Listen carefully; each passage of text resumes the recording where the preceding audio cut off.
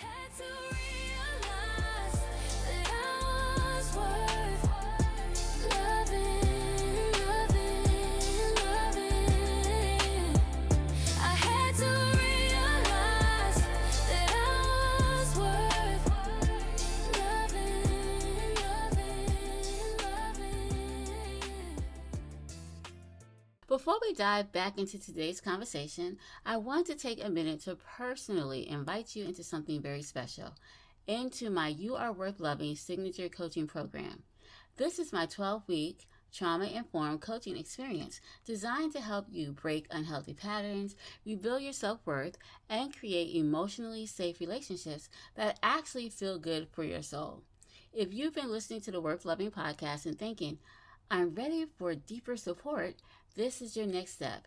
Inside the program, we work together one-on-one to help you reconnect with your voice, your boundaries, and your confidence so you can stop settling for relationships that drain you and start choosing ones that honor you. I'm only taking 3 clients for the month of May because I honestly want to give each person the time, energy, and care they deserve. So, if you've been waiting for a sign to start your healing journey, this is it. Click the Stan Store link in the show notes to apply or learn more. You are not too much. You are not broken. You are worthy of love, and you are worthy of relationships that feel safe, healthy, and whole. Now, let's get back to today's episode.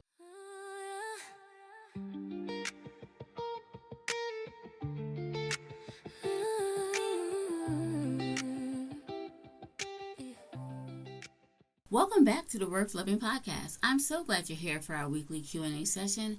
This is the space where we take the main episode a little deeper and I answer questions that people have asked or commonly asked questions regarding the episode.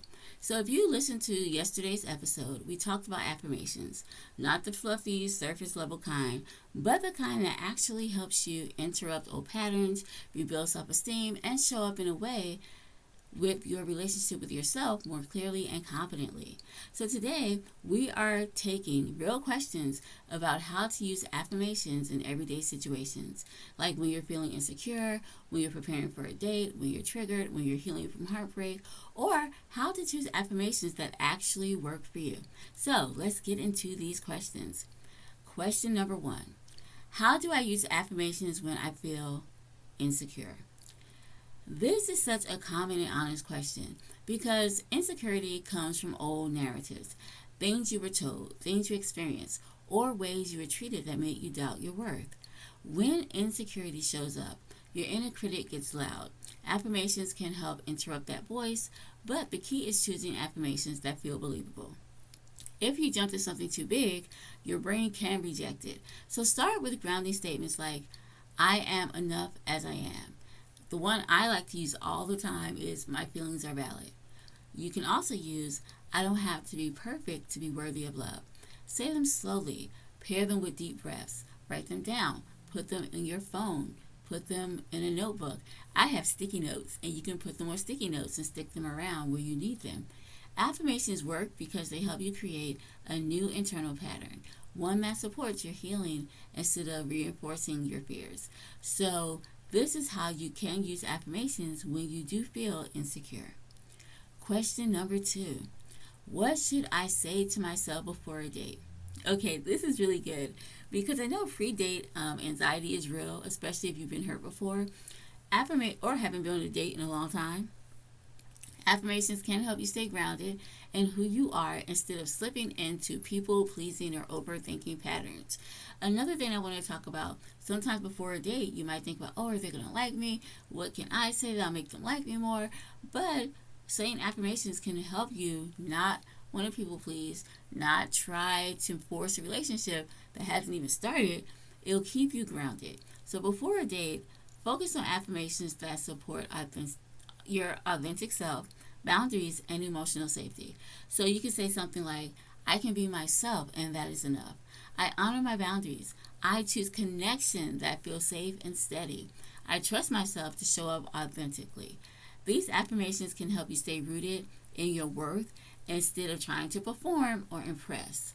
They remind you that you are not auditioning, you are connecting. So take a minute before you walk in, breathe, Say your affirmation and then let it settle into your body. All right, question number 3. Okay. How do affirmations help when I'm triggered? This is a good question because a lot of us do have to deal with triggers, right? So typically when you're triggered, your nervous system goes into survival mode. You're not thinking clearly. You're reacting from old wounds, or you're reacting from what was said or what's being done. Affirmations can help bring you back into emotional safety. So some affirmations you can use might be grounding affirmations like, I am safe in this moment. I can pause before responding. My emotions are information and not triggers. My emotions are information and not danger. These are some affirmations that you can use. These statements can help calm your body and remind your mind that you're not the same situations you were in before and that this is different. Pair them with affirmations. Pair these affirmations with the pause, And when you pair these affirmations with a pause, I do want to say it's important to step away from the situation, breathe.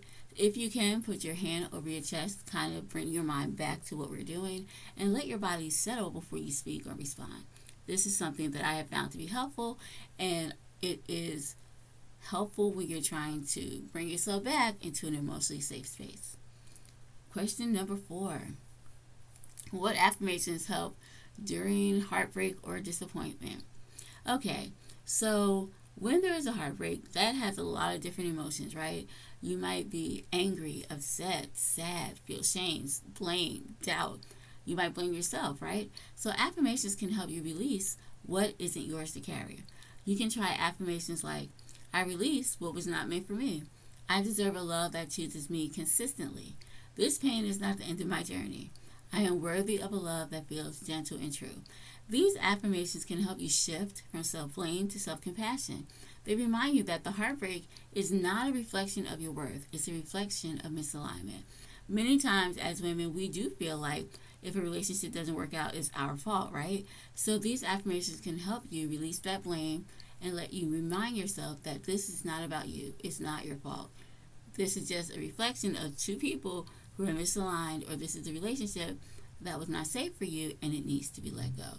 But it can help you definitely get rid of the self-blame and the shame and low self-esteem because of what happened. When you realize that you're still worthy of love and that you deserve a love that is safe and secure and grounded. All right, question number 5. How do I choose affirmations that actually work? Now, this is very important because affirmations do work, but it's important to know how to choose them. If you choose something that's too big, your mind is going to reject it. Affirmations work best when they feel emotionally accessible. In the podcast, I talked about an example how I like to sing. I like to practice singing. And sometimes when you're doing like your vocal warm-ups, there are notes that sound really high, right? And I know for me, I can sing high because I'm a soprano. And so I know I can reach those notes, but because they sound so high, sometimes I find myself saying, ooh, that's too high. I don't know if I can get it. And when I do that, I never hit the note. I crack. I just stop sometimes. But when I say things like, Kiana, you got this. You can do this. You've sung higher before. Because I used to be in concert choir and we used to sing high all the time, right? So when I remind myself that you have this, you've done this before, you can do it. This is not too hard for you. You've got it. It makes it easier for me to just saying it with confidence and just saying it because I know I can do it. Now, it would be different if I could not sing and I did not practice singing and I had never been in concert choir and I just couldn't sing. Then if I tell myself, you got it, you can get it, my brain's going to be like, nope, you cannot get this, you don't have it.